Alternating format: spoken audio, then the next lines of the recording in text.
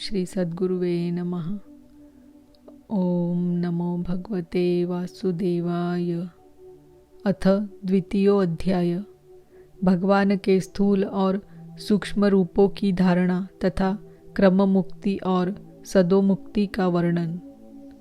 श्री शुकदेव जी कहते हैं, सृष्टि के प्रारंभ में ब्रह्मा जी ने इसी धारणा के द्वारा प्रसन्न हुए भगवान से वह सृष्टि विषयक स्मृति प्राप्त की थी जो पहले प्रलय काल में विलुप्त हो गई थी। इससे उनकी दृष्टि अमोघ और बुद्धि निश्चयात्मिका हो गई। तब उन्होंने इस जगत को वैसे ही रचा जैसा कि यह प्रलय के पहले था। वेदों की वर्णन शैली ही इस प्रकार की है कि लोगों की बुद्धि स्वर्ग आदि निरर्थक नामों के फेर में फंस जाती है।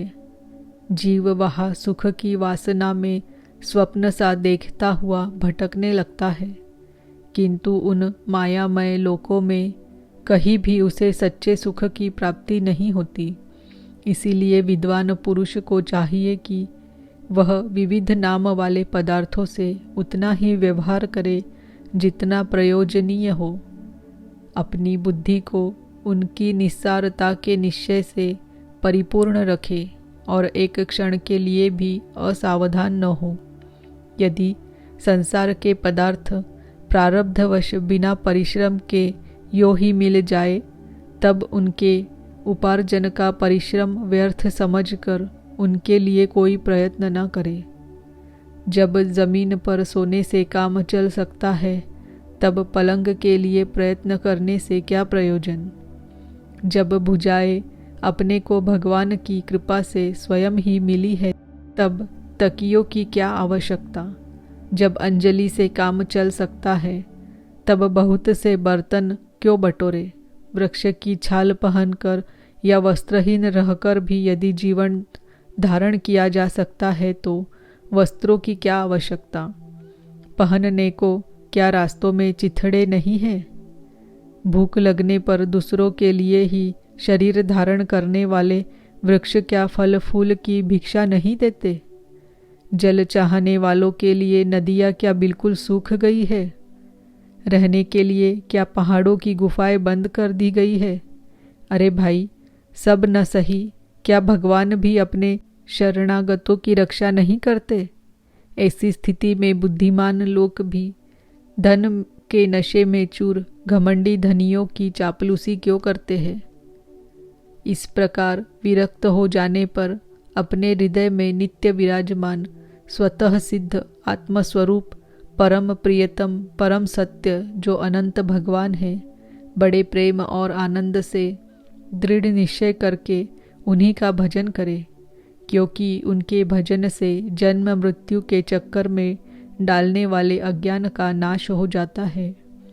पशुओं की बात तो अलग है, परंतु मनुष्यों में भला ऐसा कौन है जो लोगों को इस संसार रूप वैतरणी नदी में गिरकर अपने कर्मजन्य दुखों को भोगते हुए देखकर भी भगवान का मंगलमय चिंतन नहीं करेगा।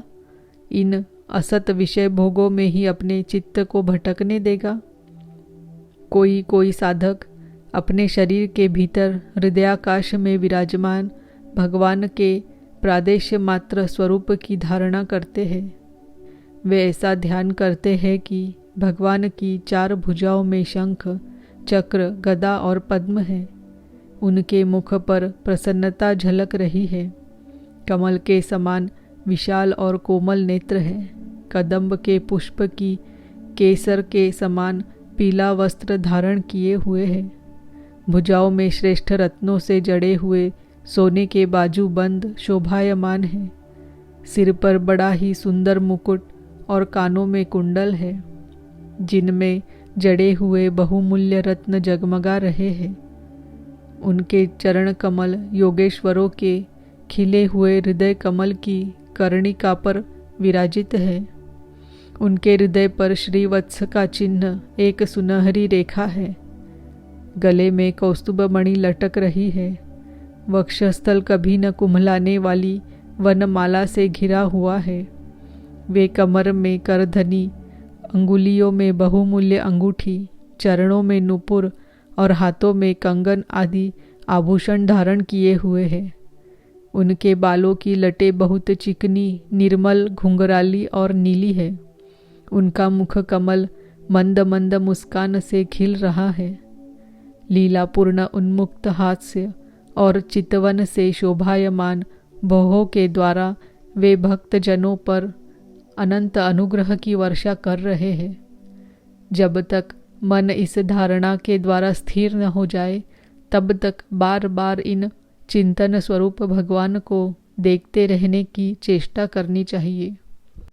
भगवान के चरण कमलों से लेकर उनके मुस्कान युक्त मुख कमल पर्यंत समस्त अंगों की एक एक करके बुद्धि के द्वारा धारणा करनी चाहिए। जैसे जैसे बुद्धि शुद्ध होती जाएगी, वैसे वैसे चित्त स्थिर होता जाएगा। जब एक अंग का ध्यान ठीक ठीक होने लगे, तब उसे छोड़कर दूसरे अंग का ध्यान करना चाहिए। ये विश्वेश्वर भगवान दृश्य नहीं, दृष्टा है। सगुण निर्गुण सब कुछ इन्हीं का स्वरूप है। जब तक इनमें अनन्य प्रेममय भक्ति योग न हो जाए, तब तक साधक को नित्य नैमित्तिक कर्मों के बाद एकाग्रता से भगवान के उपरयुक्त स्थूल रूप का ही चिंतन करना चाहिए। परीक्षित, जब योगी पुरुष इस मनुष्य लोक को छोड़ना चाहे, तब देश और काल में मन को न लगाए। सुखपूर्वक स्थिर आसन से बैठकर प्राणों को जीत कर मन से इंद्रियों का संयम करे। तदनंतर अपनी निर्मल बुद्धि से मन को नियमित करके मन के साथ बुद्धि को क्षेत्रज्ञ में और क्षेत्रज्ञ को अंतरात्मा में लीन कर दे। फिर अंतरात्मा को परमात्मा में लीन करके धीर पुरुष उस परम शांतिमय अवस्था में स्थित हो जाए। फिर उसके लिए कोई कर्तव्य शेष नहीं रहता। इस अवस्था में सत्वगुण भी नहीं है। फिर रजोगुण और तमोगुण की तो बात ही क्या है। अहंकार, महत्त्व और प्रकृति का भी वहाँ अस्तित्व नहीं है।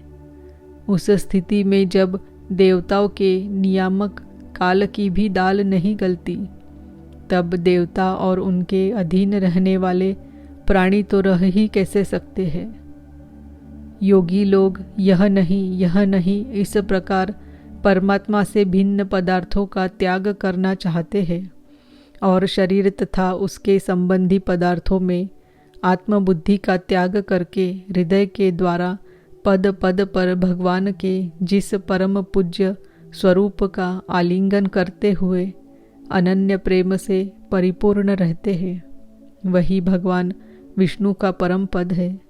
इस विषय में समस्त शास्त्रों की सम्मति है। ज्ञान दृष्टि के बल से जिसके चित्त की वासना नष्ट हो गई है, उस ब्रह्मनिष्ठ योगी को इस प्रकार अपने शरीर का त्याग करना चाहिए। पहले एड़ी से अपनी गुदा को दबाकर स्थिर हो जाए और तब बिना घबराहट के प्राणवायु को षटचक्र भेदन की रीति से ऊपर ले जाए। मनस्वी योगी को चाहिए कि नाभि चक्र मणिपुर में स्थित वायु को हृदय चक्र अनाहत में, वहाँ से उदान वायु के द्वारा वक्षस्थल के ऊपर विशुद्ध चक्र में, फिर उस वायु को धीरे धीरे तालु मूल में विशुद्ध चक्र के अग्रभाग में चढ़ा दे। तदनंतर 2 आँख, 2 कान, 2 नासिका छिद्र और मुख, इन 7 छिद्रों को रोककर उस तालु मूल में स्थित वायु को भौहों के बीच आज्ञा चक्र में ले जाए।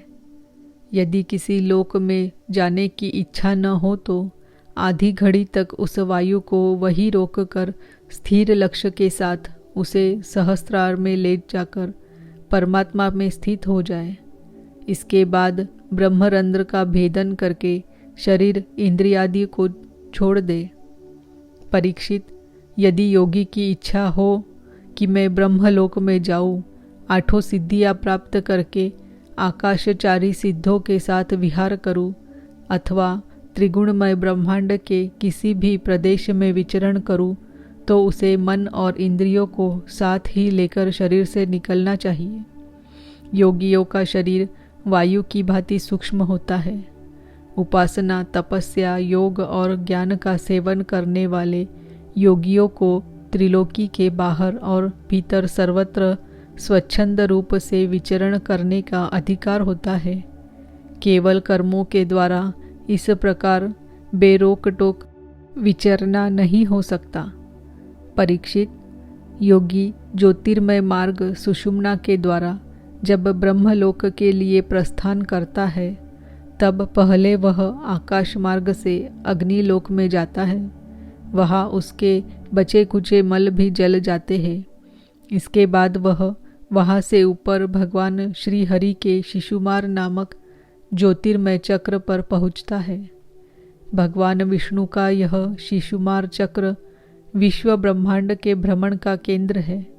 उसका अतिक्रमण करके अत्यंत सूक्ष्म एवं निर्मल शरीर से वह अकेला ही महरलोक में जाता है। वह लोक ब्रह्मवेत्ताओं के द्वारा भी वंदित है और उसमें कल्प पर्यंत जीवित रहने वाले देवता विहार करते रहते हैं। फिर जब प्रलय का समय आता है, तब नीचे के लोकों को शेष के मुख से निकलती हुई आग के द्वारा भस्म होते देख वह ब्रह्मलोक में चला जाता है। जिस ब्रह्मलोक में बड़े बड़े सिद्धेश्वर विमानों पर निवास करते हैं, उस ब्रह्मलोक की आयु ब्रह्मा की आयु के समान ही 2 परार्ध की है।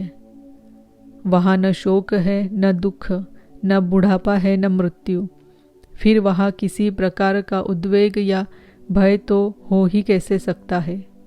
वहाँ यदि दुख है तो केवल इस एक बात का, वह यही कि इस परम पद को न जानने वाले लोगों के जन्म मृत्यु में अत्यंत घोर संकटों को देखकर दयावश वहाँ के लोगों के मन में बड़ी व्यथा होती है।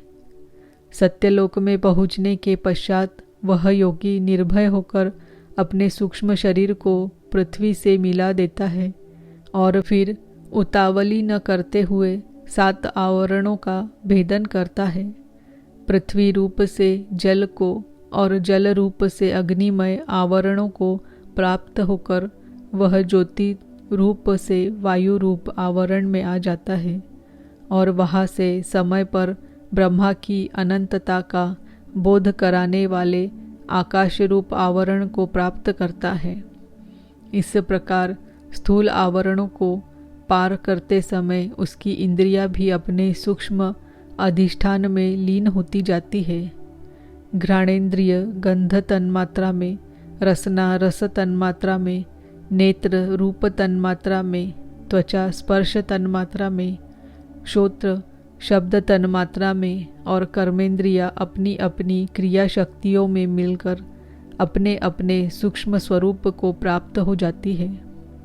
इस प्रकार योगी पंचभूतों के स्थूल सूक्ष्म आवरणों को पार करके अहंकार में प्रवेश करता है। वहाँ सूक्ष्म भूतों को तामस अहंकार में, इंद्रियों को राजस अहंकार में तथा मन और इंद्रियों के अधिष्ठाता देवताओं को सात्विक अहंकार में लीन कर देता है। इसके बाद अहंकार के सहित लय रूप गति के द्वारा महत्तत्व में प्रवेश करके अंत में समस्त गुणों के लय स्थान प्रकृति रूप आवरण में जा मिलता है। परीक्षित, महाप्रलय के समय प्रकृति रूप आवरण का भी लय हो जाने पर वह योगी स्वयं आनंद स्वरूप होकर अपने उस निरावरण रूप से आनंद स्वरूप शांत परमात्मा को प्राप्त हो जाता है। जिसे इस भगवनमयी गति की प्राप्ति हो जाती है, उसे फिर इस संसार में नहीं आना पड़ता। परीक्षित, तुमने जो पूछा था उसके उत्तर में मैंने वेदोक्त द्विविध सनातन मार्ग, सदो मुक्ति और क्रम मुक्ति का तुमसे वर्णन किया। पहले ब्रह्मा जी ने भगवान वासुदेव की आराधना करके उनसे जब प्रश्न किया था, तब उन्होंने उत्तर में इन्हीं दोनों मार्गों की बात ब्रह्मा जी से कही थी। संसार चक्र में पड़े हुए मनुष्य के लिए जिस साधन के द्वारा उसे भगवान श्री कृष्ण की अनन्य प्रेममयी भक्ति प्राप्त हो जाए, उसके अतिरिक्त और कोई भी कल्याणकारी मार्ग नहीं है। भगवान ब्रह्मा ने एकाग्र चित्त से सारे वेदों का 3 बार अनुशीलन करके अपनी बुद्धि से यही निश्चय किया कि जिससे सर्वात्मा भगवान श्री कृष्ण के प्रति अनन्य प्रेम प्राप्त हो वही सर्वश्रेष्ठ धर्म है।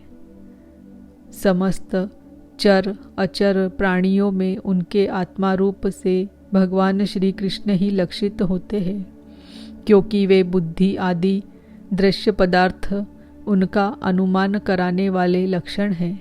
वे इन सब के साक्षी एकमात्र दृष्टा है। परीक्षित, इसीलिए मनुष्यों को चाहिए कि सब समय और सभी स्थितियों में अपनी संपूर्ण शक्ति से भगवान श्री हरि का ही श्रवण, कीर्तन और स्मरण करे। राजन, संत पुरुष आत्मस्वरूप भगवान की कथा का मधुर अमृत बांटते ही रहते हैं। जो अपने कान के दोनों में भर भर कर उनका पान करते हैं, उनके हृदय से विषयों का विषैला प्रभाव जाता रहता है, वह शुद्ध हो जाता है और वे भगवान श्री कृष्ण के चरण कमलों की सनिधि प्राप्त कर लेते हैं। इति श्रीमद्भागवते महापुराणे पारमहंस्यां संहितायां द्वितीय स्कंधे पुरुष संस्था वर्णनम नाम द्वितीयो अध्यायः। ओम नमो भगवते वासुदेवाय।